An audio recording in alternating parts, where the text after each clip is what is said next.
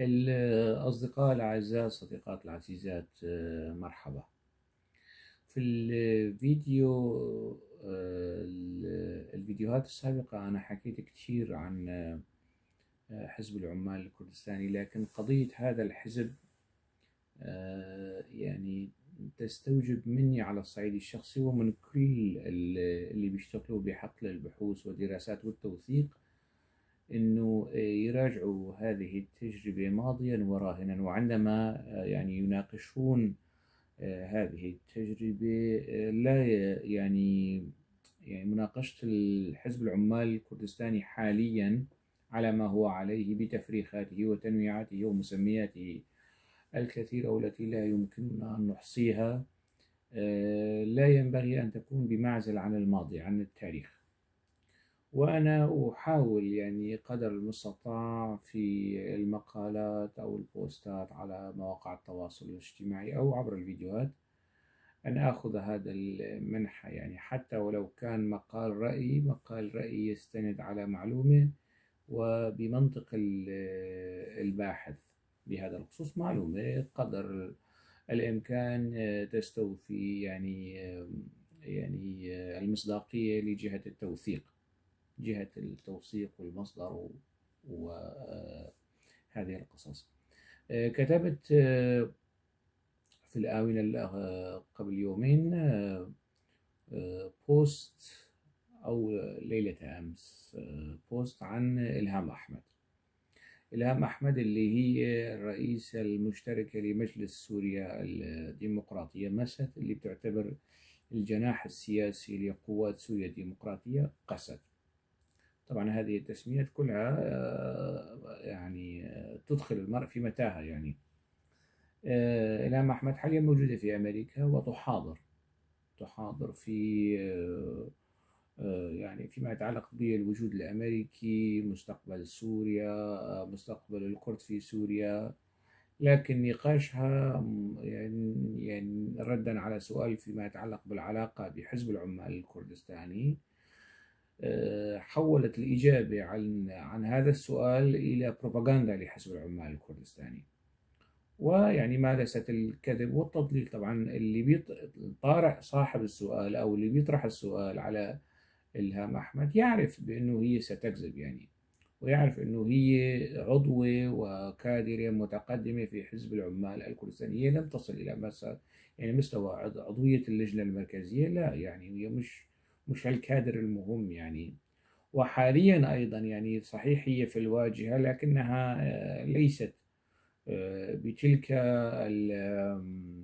القدرة أو يعني موضع القرار والثقة بالنسبة لحزب العمال الكردستاني اللي يدير الموضوع داخل سوريا على الصعيد النسائي. كوادر نسائية أخرى، اثنين منهم يعني من أكراد تركيا، وواحدة من أكراد سوريا هي فوزة اليوسف المعروفة بالاسم الحركي زاخو زاغروس، وأعرفها بشكل شخصي وأعرف يعني العائلة التقينا أكثر من مرة، يعني قبل ذهابها إلى الجبال في منتصف التسعينات عندما كانت ناشطة في الدرباسية، والتقينا في 2002 في دمشق أيضا، يعني وهي تعرفني بشيء، وصار في تواصل بيني وبينها. يعني هي أيضا كانت تهاجم أختها دلشا اليوسف لأن دلشا تركت الحزب، وأنا يعني كنت أضغط عليها وأعاتبها أنه أنت ليش خلاص دلشا،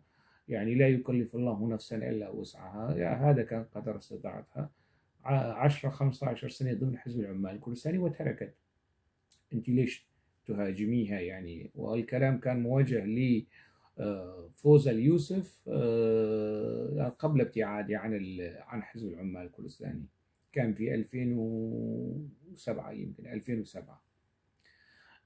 فاللي يعني يدير الملف النسائي أو الجناح النسائي لحزب العمال الكردستاني حاليا مش إلهام أحمد. إلهام أحمد مجرد واجهة وأقل من واجهة يعني. والآن سآتي على تفاصيل كثيرة في هذا الخصوص. عموما يعني أنا يمكنني أن أتفهم غضب وسخط ونقمة حزب العمال الكردستاني عليه، بحكم أنه يعني يعني شو دائما ذهنية التخوين وسياسة التخوين كانت موجودة. ويعني أنا حتى أخلص وأحرر هذا الحزب من هذه الذهنية. لا يمكنني يعني تحرير الحزب. عايش على التخوين. عندما بدأ وظهر خون كل الحركات السياسية الكردية، ودخل في صراع مع هذه الأحزاب داخل تركيا، خارج تركيا، داخل سوريا، داخل كردستان العراق، حتى في كردستان إيران. دائما هذا الحزب كان يخون ويطيح بكل شيء سياسي نضالي كردي، ويفرض نفسه بديلا على الساحة بالمنطق، بالسلاح، بالعنف، بالإكراه، بالنقاش، بأي شيء، بأي وسيلة. وفعل، وقد فعل ما فعل يعني. فذهنية التخوين متأصلة في تركيبة هذا الحزب. لا يمكنني يعني عبر النقد والنقاش والمنطق والمحاججة أن أحرر هذا الحزب من هذه الذهنية، عدا عن عجزي يعني في إقناع الموالين لهذا الحزب على مدى كل هذه السنوات، وعلى الأقل يراجعوا أنفسهم. يعني هذا الشخص عندما يطرح مجموعة من الأفكار، مجموعة من التساؤلات، وهو أنا يعني أن يعني يعملوا هيك جلسة مع أنفسهم بعيدا عن التخوين والعميل لتركيا وأحقاد ويحقد على الإدارة وخسة ونذالة وشتائم وكل الكلام الفاضي اللي يعني لا ينم عن عقل بقدر ما ينم عن غرائز وعن عصبية. ما في يعني جنس الوجاهة والتوازن في هذا الكلام. إجمالا ممكن يعني أنا أتفهم غضب وسخط كوادر حزب العمال الكردستاني، آلدار خليل، فوز اليوسف، إلهام أحمد. ممكن أن شو اسمها هي هاجر عفرين، زوزان عرب، ما بعرف مين. ممكن أنا يعني أتفهم السخط والغضب والتخوين والتهديد بالقتل وكل هالقصص هاي.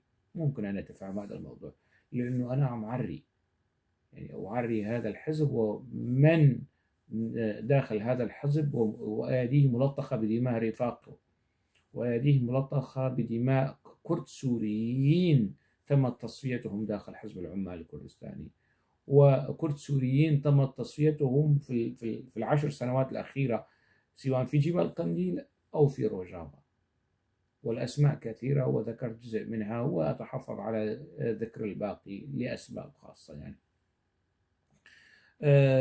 حزب العمال الكردستاني وهؤلاء الكوادر السوريين ممكن أن أتفهم غضبهم وحنقهم والسعار على أنه أنا أكشف يعني حقيقتهم أمام الرأي العام. يقول البعض يعني لكن لا يمكنني أن أتفهم هؤلاء الأبوتشيين الجدد، هؤلاء اللي بيحاولوا يعني أن يكسبوا ود نواف خليل أو مين آلدار خليل أو يعني كل يعني همهم أن ينالوا ثقة وود هؤلاء. وهؤلاء أيضا مجرد ديكورات يعني وبيادق في أيدي حزب العمال الكردستاني. الكوادر التركية إذا بدهم يكسبوا ود وثقة البي كي كي فيقفزوا من فوق هؤلاء، ويكون لديهم تواصل مباشر مع قيادة حزب العمال الكردستاني، يعني مش عن طريق هاي الكوريدورات الخربانة والواجهة المتهالكة يعني اللي بتشوفهم على الشاشات على أساس أنه فعلا هن أصحاب قرار وشخصية وإرادة، وهن عبارة عن يعني بيادق. يعني هؤلاء البيادق لديهم مجموعة من اللقاليق، يعني من باللهجة الشامية اللألو، يعني فأهل الشام بيعرفوا شو معنات لألو. فهؤلاء يشتمون، يعني ما عندهم منطق وحجة للمناقشة.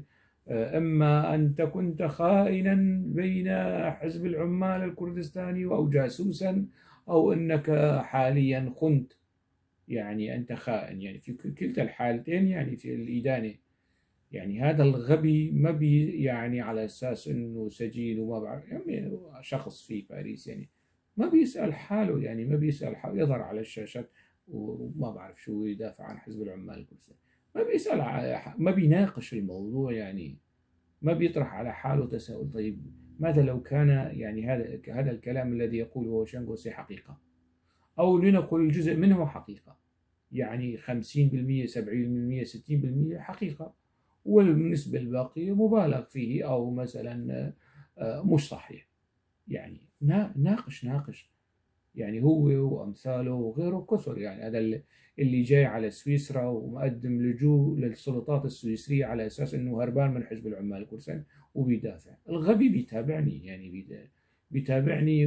يعني وأنا ذكرت يعني مرة نشرت سكرين شوت عن مسألة المتابعة، وبيكتب أنه آه، مخبر. يا غبي، شو مخبر؟ عن شو بدي يخبر؟ يعني الكل فكرك الامريكيين ما بيعرفوا. يعني انا اذكر انه الهام احمد تكذب على الامريكيين، وانا على اطلاع ودرايه بهذا الحزب اكثر منك. انت من لما كنت تكتب وتوقع مقالاتك بقطار، يعني من العضو الاحتياط في اللجنه المركزيه للحزب الديمقراطي الكردي بين قوسين الفارتي. يعني أنا لما كنت أدافع عن حزب العمال الكردستاني، أنت وين كنت؟ يعني أنت وأمثالك من الأبوتشين الجدد، هؤلاء يعني الموتورين المهسترين حاليا، اللي ما بيعرفوا يعني منطق المحاججة وأدب الحوار والأخلاق. يعني لهيك يعني الاسم اللائق اللي يليق بك أنا ذكرته وكتبته. يعني هذا الاسم اللي يليق بشخص من عينتك. يعني انت لما ذكرت وكنت في عافرين وكنت قلت انه والله حزب العمال هاجموا دكانتك وكبوا الزيتات وضغطوا عليك وهددوك وما بعرف شو، انا بنفسي كتبت بيان وجمعت توقيع تضامنا معك يا غبي. تضامنا معك. أنا كنت في تلك الفترة يعني صدقت أنه أنت فعلا يعني مقموع ومضطهد من حزب العمال الكردستاني. فأنت جاي عم تهاجمني، أنت لانك ند، لا على المستوى الوطني، لا على المستوى الثقافي، لا على المستوى الصحفي، لا على المستوى الأدبي، كرديا وعربيا. أنت شو يعني؟ أنت سقف طموحك كان عضو احتياط في الحزب الديمقراطي الكردي وطردوك. يعني واحد من اللجنة المركزية يموت أنت تحل محله. هذا كان طموحك. أنا قدمت استقالتي، أنا تركت الحزب وباللي فيه بالسلطة بالمناصب بكل هالقصص وتركتها. لا أمثالكم يعني. فيعني هؤلاء الموتورين، هؤلاء مش خصوم، مش أنداد. أنا خصمي في هذا السجال الفكري والسياسي والأيديولوجي والإعلامي وحزب العمال الكردستاني. حتى روناي أحمد كمان مش خصم. لا زاخو زاغروس، لا زاخو شيار، لا شيار زاخو. كل الكوادر الكردية السورية مش خصم. المتحكم فيهم اللي بيحركوا مثل الدمى، شو بيحكوا، شو بيقولوا، وين بيروحوا، وين بيحكوا، كيف بيطلعوا، كيف بيجوا. القوى المتحكمة، هي القوى الأيديولوجية الحزبية الغاشمة، هي خصمي في هذا الموضوع، في هذا النقاش السياسي والسجال السياسي والخلاف السياسي والعقائدي والأيديولوجي. مش هؤلاء يعني، مش هؤلاء حتى على مستوى الكوادر الكردية السورية ما بعتبرها خصم. وإلا واحد منهم كان بإمكان وكرر. يعني أنا أتحدى، وهي مش للمرة المليون. مين فيهم يعني من الكوادر القيادية بإمكانهم أن يظهروا في فيديو مباشر معي وفي سجال مفتوح وفي نقاش مفتوح حول تجربة حزب العمال الكردستاني في سوريا وفي تركيا وفي المريخ وين ما بدهم يعني، وفي أدبيات أوجلان كمان. يعني أنا آري كتب أوجلان وآري أرشيف وأدبيات الحزب أكثر منهم. هؤلاء ممكن يعني أنا أعتبرهم مخاطبين ويمكن التحمل. بس هذول الأقاليم زعاطيت يعني ما بعرف يعني. هون في بلجيكا يعني واحد زعطوط، يعني وين ما بيشوف بوست أو منشور بيهاجم هو شانغوسي بيروح بيطلع بيشتم شوي شوي وكذا بعت لي على الخاص شغلات تافهة مثله يعني. وحاولت كون يعني يعني يشفق عليهم يعني صحيح هلا بعد كم سنة راح يندم على هذا الكلام، يعني اللي بيوجهوا لي، الإهانات اللي بيوجه لي. آخرين كثر. المهم يعني هذا ليس موضوعنا، يعني موضوعي أنا أنه معلومات كثيرة وصلتني عن إلهام أحمد من مصادر مختلفة، وأنا يعني بعملية المطابقة والمقارنة والتحليل ما بين هذه المعلومات يعني أحاول أن أكثفها وأضعها في متناول الرأي العام الكردي والعربي، وحتى الجهات الأمريكية والأوروبية التي تريد الاستفادة من هذه المعلومات هي برسم المشاع يعني، وأنا أطرحها وأناقشها يعني بهذا الخصوص. اللي عنده شيء يفند هذه المعلومات بالوثيقة، بالدليل، بالحجة، بالبرهان، تفضلوا، الميدان يتسع للجميع يعني. أنا قادر على تصوير هذا الفيديو وبثه. نواف خليل، مراكز بحوث ودراسات، ما بعرف مين، مثقفين، حسين جمو، حسين عمر، مين ما كان من يطلع ويبرز الوثائق، يضع حقيبته المليئة بالوثائق والأدلة والبراهين والمحاججة، ويطلع ويناقش هذا الموضوع، وصلى الله وبارك يعني. خلاص ما في داعي للتخوين والشتائم والإهانة. أنتم أقوياء، كونوا أقوياء بفكركم، ببراهينكم، بأدلتكم، بتجربتكم، بإنجازاتكم. أنتم أقوياء، مش بالشتائم، بالتصفيات والتعذيب والقتل والتشويه والتخوين يعني السرسرية اللي بيمارسوها على مواقع التواصل الاجتماعي. هذا هو مصدر القوة. القوي قوي بفكري يعني. يا أنا أطرح أفكاري وانتقاداتي، ولا يهمني يعني، ولا يهمني كل ترسانتكم العسكري طز يعني. إذا بتقتلوني بكرة بالشارع ما بيهمني.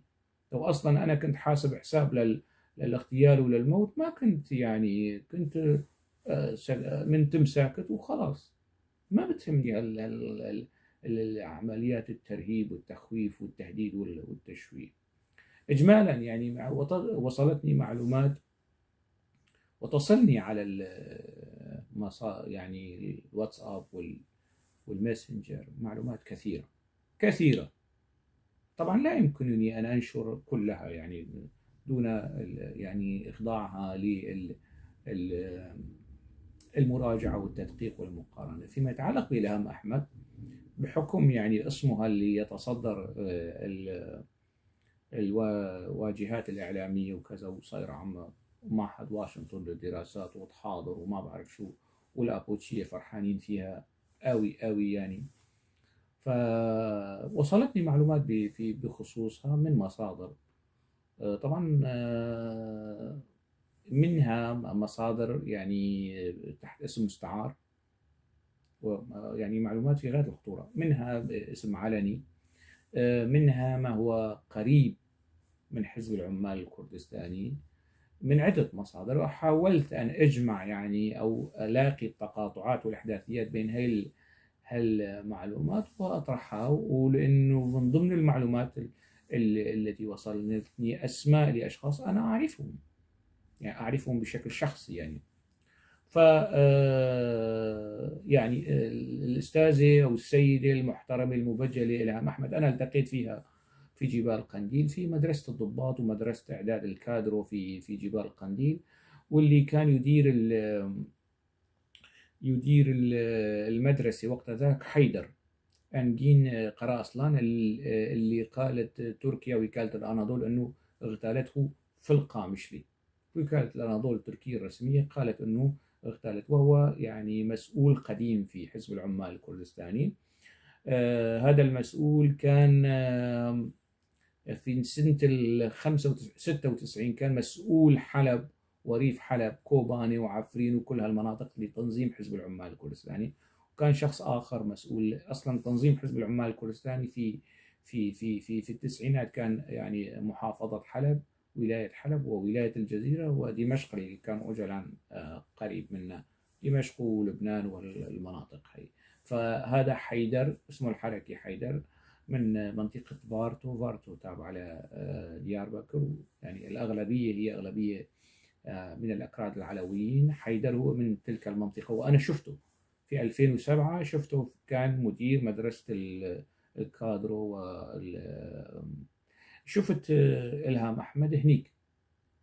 إلهام أحمد كانت وقت ذاك في 2007 تتلقى دورة تدريبية تأهيلية أيديولوجية عقائدية في تلك المدرسة. طبعا في تلك الزيارة التقيت بجميل ضايق، دوران كالكان، مصطفى قراسو، الراحلة ساكنة جانسس، الكثير، وكمان علي حيدر قايتان اللي قتله الحزب مؤخرا لإصابته بخلل نفسي وعقلي في الآونة الأخيرة، ولم يعلن. يعني الحزب لم يعلن عن ذلك، كما لم يعلن عن استهداف أنجين قرأصلان حيدر برضه.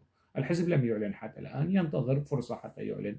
طبعا فضيحة إذا أعلن الحزب عن استهداف حيدر في القامش. لهذا يعني أنه كل الكلام الذي يقال عن وجود تنظيم حزب العمال الكردستاني هو كلام صحيح. فيمكن يعني أن يقول الحزب أنه والله فقد حياته في جبال القنديل أو في منطقة من تلك المناطق نتيجة استهدافه بمسيرة. ممكن يعني هذا السيناريو الأكثر رجحة. عموما أنا التقيت بإلهام أحمد وأنا بعرف أختها هيزل أيضا. هي يعني فتاتان من عائلة كردية وطنية انتسبت إلى حزب العمال الكردستاني في سن مبكر. هيزل أصغر منها.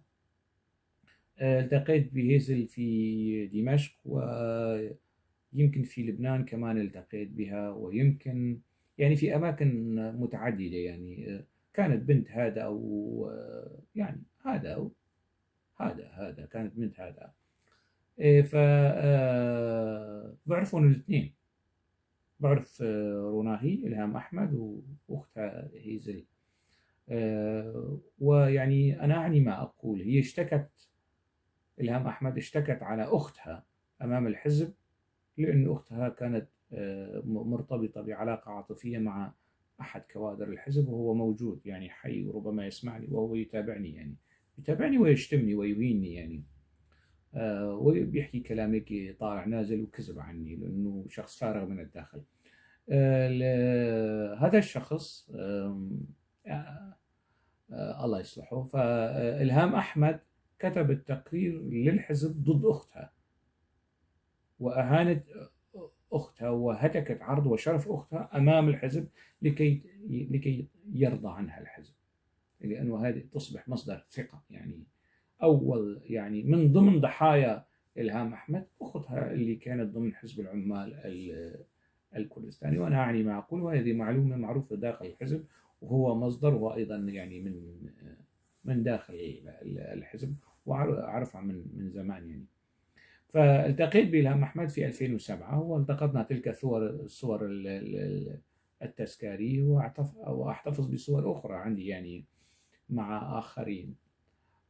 ممكن يعني أن أنشرها لاحقا في مناسبات تستدعي النشر. يعني إلهام أحمد استدعى النشر فنشرت تلك الصور. يعني إجمالا التقيت فيها في 2017. أنا أحاول وكتبت ما كتبت في البوست. اللي اطلع على البوست يعرف، وسأحاول أن أنشر رابط البوست أسفل هذا الفيديو لمن يود العودة إليه والاستزادة والربط ما بين الفيديو والبوست والمعلومات بين المجالين، مجال الفيديو ومجال الكتابة. فروناهي أو اسمها الحركي روناهي، هي انتسبت لحزب العمال الكردستاني في سن مبكر من قرية. كتب الصديق عبده تفاصيل، لأنه هو من منطقة عفرين وبيعرفها بشكل أوثق. يعني كتب بعض التفاصيل موجود في تعليق في نفس البوست اللي عم أحكي عنه. روناهي عفرين يعني معلومات عدة يعني في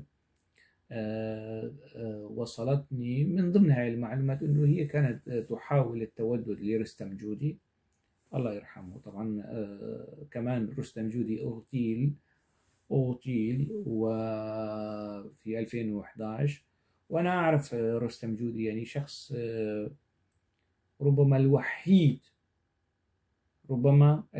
من قيادة حزب العمال الكردستاني اللي ما له علاقات نسائية. كان كتير حذر، لكن كل قيادة حزب العمال الكردستاني، عباس جمعة، قرا إيلان، مين بتكون، قرسو، علي حيدر قيطان، مين بتكون، يعني كل قيادة حزب العمال الكردستاني كان يعني لها علاقات نسائية يعني. فرستم كان كتير مبدئي وكان كتير حذر في هذا الخصوص. إلهام أحمد يعني كانت يعني تكون لنقل الود لرستم جودي، ورستم كان يعني يحاول أن ينئي بنفسه عن أي تطور لهذا الود، يعني لهذه العلاقة. ويعني سنة 2013 بعد إرسال الكوادر من جبال قنديل إلى المنطقة وإعلان الإدارة الذاتية والقصص هي، طبعا إلهام أحمد ما كانت في الواجهة وقت ذاك، يعني كانت موجودة في قطاع الإعلام. قطاع الإعلام كان يحاول تغطية نشاطات العسكرية والميدانية لحزب العمال الكردستاني. وكانت يعني تعتبر اللي بيرأس الإعلام هو شخص ثقة لدى الحزب. ودائرة الإعلام وقتها كان يعني إلهام أحمد ترأس الدائرة، وكان موجود ضمن هذه الدائرة شخص آخر كمان من جيل إلهام أحمد، يعني اسمه شيار زاخو. شيار أعرفه بشكل شخصي، وكان بيحاول بيكتب أحيانا، يعني كنت يعني أراجع له مقالات شيار زاخو، وهو توأم أو شقيق زاخو شيار، بشرى العالي أو هيفيدار زاخو أو هيفيدار شيار، لها أسماء كثيرة. هي موجودة حاليا في لبنان، وأعرفها بشكل شخصي وبتعرفني وبتعرف معدني، يعني أنه أنا قضية قصص العمالة والتخوين والحزب العمال الكردستاني بتعرف أنه كلها كذب يعني. فشيار زاخو هو توأم هيفيدار يعني. وانتسبوا اثنين. لا أعرف مصير رنجين اللي هي من الحسكة، لكن أتمنى، يعني أنا شخصيا على الصعيد الشخصي أتمنى أن تكون يعني بخير، ولا يصيبها مكروه، ما تكون يعني من ضمن اللي يعني تمت استجلابهم ومحاكمتهم وتحقيق معهم وتصفيتهم. أتمنى أنه يعني ما يكون أصاب رنجين ما أصاب دوزدار حمو وخالدة وآخرين يعني. نقطة أخرى يعني في حسب ما وردني، سنة 2019 بعد أنه الأمريكيين حاولوا أو بدأت إرهاصات مشروع فصل PYD من PKK، أو فك الارتباط أو فصل القسد عن حزب العمال الكردستاني. هذا المشروع يعني تسرب إلى حزب العمال الكردستاني، وحزب العمال بدأ يعني يسحب الأشخاص المشكوك فيهم أو اللي ممكن أن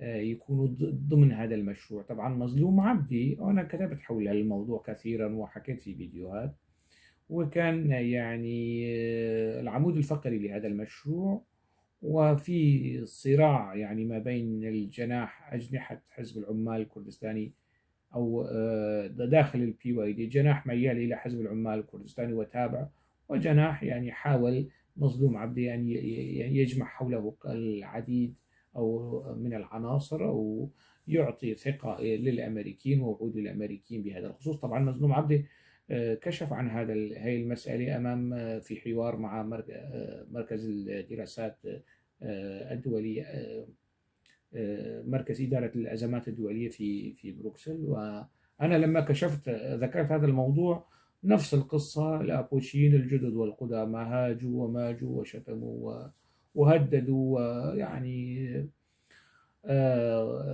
لبين ما فضحوا المظلوم عبدي، ويعني عراهن وقال نعم في هيك شيء يعني في هذا الخصوص. فطلعوا هن اللي هاجموني بهذا الخصوص، طلعوا هن الكذابين واحد واحد يعني. في تلك الفترة تم استدعاء مش بس دوز الله يرحمه، جوان إبراهيم، كل هذا الطاقم يتم استدعائهم إلى قنديل. روناهي طبعا مظلوم عبدي لم يذهب. مظلوم عبدي حتى هذه اللحظة ويعني منذ بدء الخلافات لم يذهب إلى جبال قنديل حسب ما أعلم وحسب ما وردني، يعني لم يذهب. لا، هلا في بعض الناس راح يفسروا انه هذا هذا دفاع عن مظلوم عبد الله. طبعا مظلوم عبد الله له فظاعه كوارثه قباحه داخل حزب العمال الكردستاني، وحتى في رئاسة قسد كمان عنده كثير من المشاكل. هذا مش موضوعنا يعني. موضوعنا هلا إلهام أحمد يعني. فذلك المشروع يعني كان يقتضي إقناع بعض الكوادر، منهم من اقتنع، منهم من مال، منهم من سرب لحزب العمال الكردستاني بعض الأسماء. من ضمن الأسماء المشكوك فيها إلهام أحمد. فإلهام كانت ترفض أن تذهب إلى جبال قنديل للاستدعاء والتحقيق وكذا. يعني اللي استدعوها للتحقيق اثنين: الجناح النسائي في حزب العمال الكردستاني والحزب نفسه.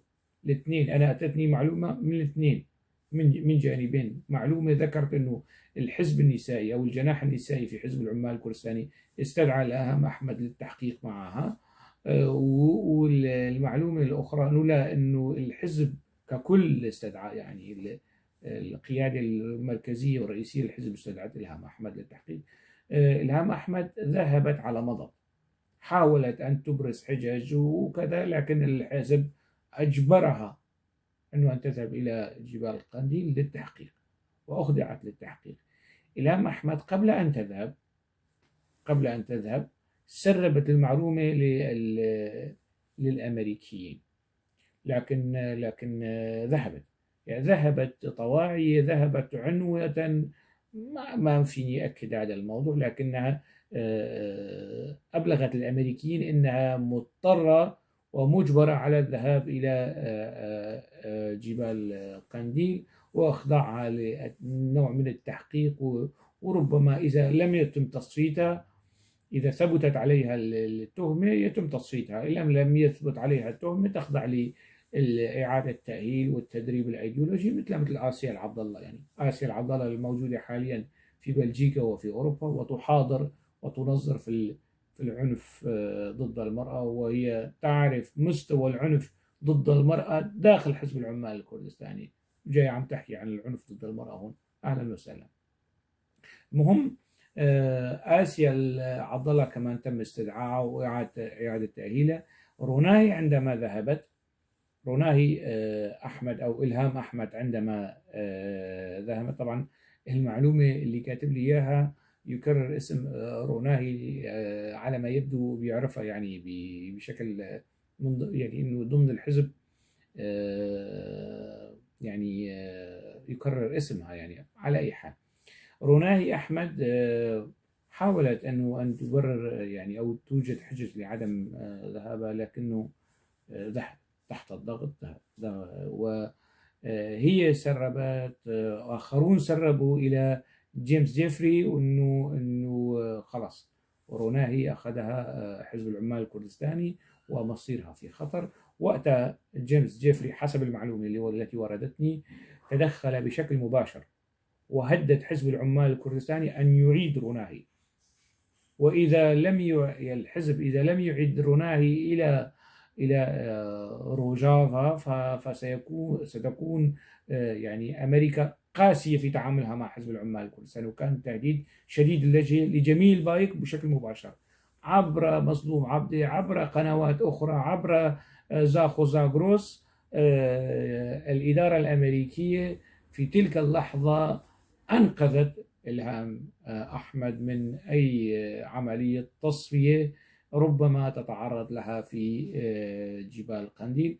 وقيادة بكك مجبرة مكرهة وتحت الضغط أعادت روناي وإلهام أحمد إلى روجافا وإلى موقعها السياسي، وهي الرئيس حاليا الرئيسة المشتركة لمجلس سوريا الديمقراطية.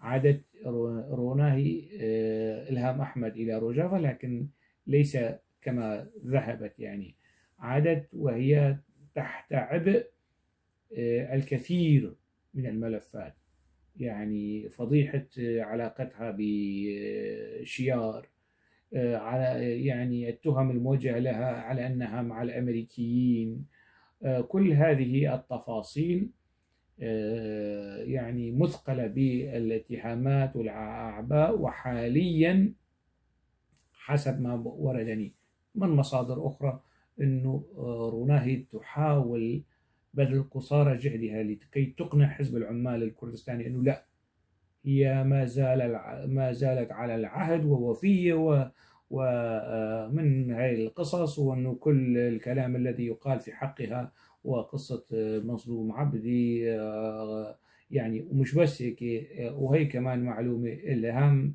أحمد افتعلت مشاكل مع مظلوم عبدي، يعني حاليا مظلوم عبدي قائد قوات سوريا الديمقراطية، وإلهام أحمد الرئيسة المشتركة لمجلس سوريا الديمقراطية، ما عاد أتذكر شو منصبها حاليا، مش على وفاق، مش على وئام يعني في هذا الخصوص. حزب العمال الكردستان حاليا يعني عناصر كثيرة من كوباني ومقربة من مظلوم عبدي هي تحت المراقبة وتحت الكنترول، ومنهم من تم تهميشهم. في عناصر أخرى من كوباني لكن على خصومة مع مظلوم عبدي، مثل محمود رش. محمود الرش اللي أنا أتيت على ذكره، في اللي هدد بقسد، هدد كردستان العراق والحزب الديمقراطي الكردستاني بسيف قسد.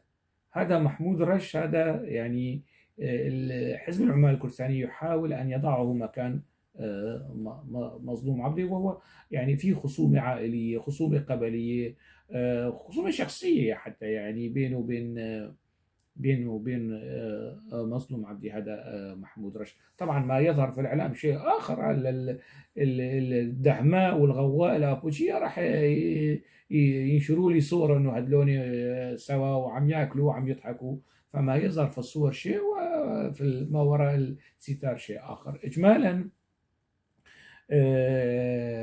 حاليا إلهام أحمد موجودة في أمريكا وتعمل بروباغندا، يعني عم تحاول تقنع الأمريكيين أنه حزب العمال الكردستاني محترم ومناهض للإرهاب ومناهض للتطرف، ويعني ساعدكم حزب العمال الكردستاني، فلا تضغطوا علينا أنه نفصل، يعني ننفصل عن حزب العمال الكردستاني. حزب العمال الكردستاني وفر على الأمريكيين آلاف الجنود في الحرب ضد داعش. حزب العمال الكردستاني يعني عمل كثير للأمريكيين في مكافحة الإرهاب. يعني إذا ما بتشيلوا حزب العمال الكردستاني من لائحة الإرهاب لا تضغطوا علينا إنه ننفك، وإذا شلتوا حزب العمال الكردستاني من لائحة الإرهاب خير وبركة، يعني أو تواصلوا أو يعني اقبلوا بالموجود، يعني على الأقل خففوا الضغط على حزب العمال الكردستاني. هذا ما تريده إلهام أحمد من الإدارة الأمريكية. طبعا ماذا قالت الإدارة الأمريكية لإلهام أحمد هذا ما بعرف. إلهام أحمد تطلع وتعمل محاضرة وتعمل بروباغندا، تعمل شوية بزنس للبككة، بزنس سياسي، بزنس إعلامي للبككة في أمريكا، هذا يعني ظاهر للعيان. ماذا طلبت الإدارة الأمريكية من إلهام أحمد؟ هل أرادت الإدارة الأمريكية إعادة إلهام أحمد إلى مشروع فك الارتباط مع حزب العمال الكردستاني؟ هل أقنعت الإدارة الأمريكية إلهام أحمد أنه هي كمان تعود للانخراط في هذا المشروع؟ هذا سؤال يبقى مفتوحا. لكن إلهام أحمد في وجودها وأسلوب كلامها يعني ذهبت وكأنها محامية دفاع عن حزب العمال الكردستاني أكثر منها محامية دفاع عن القضية الكردية في سوريا أو عن الإدارة الذاتية أو عن حقوق الأكراد في سوريا، وهي أصلا ما بتعرف تحاضر وتدافع غير عن حزب العمال الكردستاني. هل الفيديو فيه شيء من المعلومات الشخصية لتجربة إلهام، وفي معلومات أخرى ما حابب أذكرها لأنه وصلني كم كبير من المعلومات. يعني ما يعني إلهام أحمد في هذا الخصوص تلعب هذا الدور. طبعا ربما يرى البعض أنه دورها إنقاذي، ربما يرى البعض، لا، أنا أعتقد أنه إلهام أحمد تحاول أن تخلق اختراقا لحزب العمال الكردستاني داخل الإدارة الأمريكية. طبعا الإدارة الأمريكية لن تزيل اسم حزب العمال الكردستاني من لائحة الإرهاب طالما يحمل السلاح ضد تركيا، مستحيل. هذا يعني حلم إبليس بالجنة. الإدارة الأمريكية تتهم حزب العمال الكردستاني وتستخدم هذا الحزب كمرتزقة. يعني الأبوتشين أو الأوجلانيين راضيين أنه يا أخي يستخدمونها كمرتزقة، لكن على الأقل شيلوا اسمنا من لائحة المنظمات الإرهابية. يعني على الأقل أنه استخدمونا وأنتم استخدمتمونا كمرتزقة تحت الطلب ضد داعش، ضد التنظيمات التكفيرية، ضد المصالح الإيرانية، ضد المصالح الروسية في سوريا على أكثر من صعيد. لكن على الأقل يعني كافؤونا بأن تزيلوا اسمنا من لائحة المنظمات الإرهابية، لأنه اسم حزب العمال الكردستاني إذا أزيل من لائحة المنظمات الإرهابية في أمريكا سيكون هذا يعني دافع وحافز لإزالة اسم هذا الحزب على لائحة المنظمات الإرهابية في أوروبا. كل هالعياط والصراخ وهالدماء وهالتضحيات في روجافا والحرب ضد داعش، وكل يعني أكثر من 15 ألف ضحية فقط لكي يبيض حزب العمال الكردستاني وجهه وساحته في أمريكا وأوروبا. طبعا نجح الحزب، نجح على الصعيد الإعلامي، لكن على الصعيد السياسي لم ينجح. المقابلات واللقاءات هاي ينبغي أن تصل إلى شيء ملموس، شيء يشبه اتفاق الإدارة الأمريكية مع طالبان، شيء رسمي، شيء ملموس، مش يعني على المستوى الأمني وعلى المستوى العسكري وعلى المستوى شوية محاضرات وشوية بروباغندا إعلامية هنا وهناك.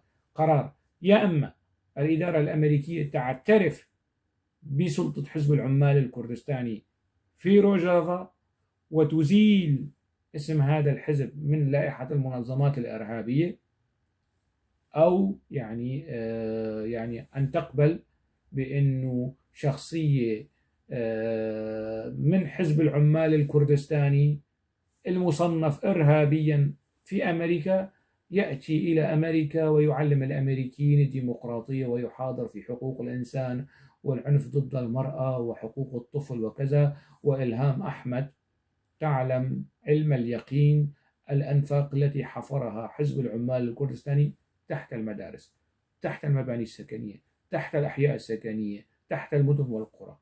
وهذه بحد ذاتها جريمة حرب، حتى بدون اندلاع حرب هي جريمة حرب. منطقة مهددة بكارثة إنسانية نتيجة أنفاق حزب العمال الكردستاني واتخاذ هذا الحزب للمدن والقرى والمرافق المدنية كدروع مدنية ودروع بشرية. هذه الحقيقة تعلمها إلهام أحمد ومظلوم عبده وزاخو زاغروس وآلدر خليل وكل هالجوقة بيعرفوا هذه الحقيقة، وسكتم بكتم ما فيهم يحكوا كلمة ولا يتجرؤون أن يتفوهوا بكلمة أقولها فصيحا يعني أمام حزب العمال الكردستاني أنه ماذا تفعل خنادقكم تحت مدننا، تحت مدارسنا، تحت مستشفياتنا. يعني هذه الخنادق يفترض بها أن تكون في مكان آخر.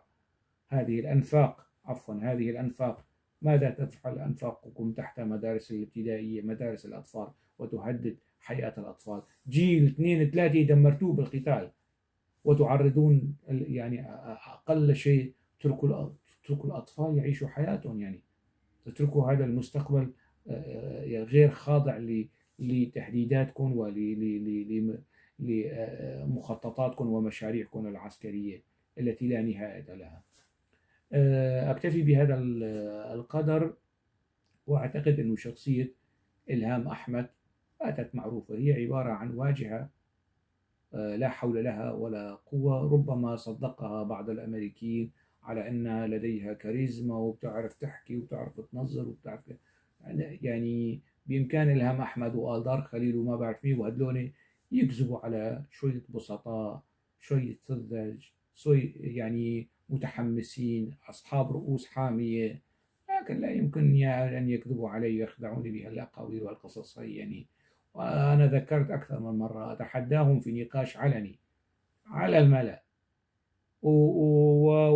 ويعني بالحجج والقرائن، والنقاش يكون مفتوح للناس، وأهلا وسهلا تفضلوا. لكن ليس في جعبتهم سوى التخوين والشتائم. لو كان لديهم شيء آخر، لو كان لديهم بديل منطقي أخلاقي مقبول لكانوا طرحوه. لو كانت لديهم اتهامات حقيقية بالأدلة، وشنقوسي عميل للميت، وشنقوسي عميل للبرزاني، وشنقوسي عميل من الجن الأزرق، لو كان عندهم أدلة ووثائق في هذا الخصوص لكانوا أبرزوها، صور، أوراق، كل شيء. لو كان لديهم ذرة توثق وتؤكد اتهاماتهم ضدي لكانوا يعني. حزب العمال الكردستاني ليش يخفيها؟ آذار خليل ليش يخفي؟ يطالع يبرز وشاطر بس يحكي في الجلسات الضيقة ونحن أخذنا على أوروبا. شو أخذني على أوروبا؟ أنا كنت ملاحق بسببك، بسبب حزبك، بسبب دفاعي عنك وعن حزبك، وأنت بتعرف هذا الشيء. أنت شو أخذتني على أوروبا؟ أنت جمعت لي شوية مصاري وأنا رديت هاي المصاري لك وزيادة. شو أخذتني على أوروبا؟ وأنت أجبرتني أنه أشتغل وتحت الحرج أشتغل بالقناة تبعك، وأنت أرسلت موفد لإلي يا الله خليل، أرسلت موفد لإلي ومش أنت، قنديل تبعك، القيادة تبعك حاولوا ابذلوا قصارى جهدكم إعادة وشنقوسي إلينا، وعرضت علي إدارة روناي تي في وأموال ورواتب ومناصب، وأنا رفضت. أقولها علنا أنا رفضت، أقولها في وشك. يعني أنا كلامك اللي عم تحكي عني في الأماكن الضيقة والزواريب يعني يصلني، هذا الكلام الفارغ والفاضي اللي لا يصدر إلا عن شخص يعني يكذب على الناس، يكذب أقل شيء يكذب على الناس ويتهم الناس في سمعتهم وفي تجاربهم وفي كرامتهم وفي شرفهم الثقافي والسياسي والوطني. أنا عميل للاستخبارات التركية آلدار، أنا عميل للبارزاني والاستخبارات. لو كنت عميل للبارزاني والاستخبارات التركية أنت كنت راح تتحرك في القامشلي بحرية؟ عيب هذا الكلام. ألقاكم على خير.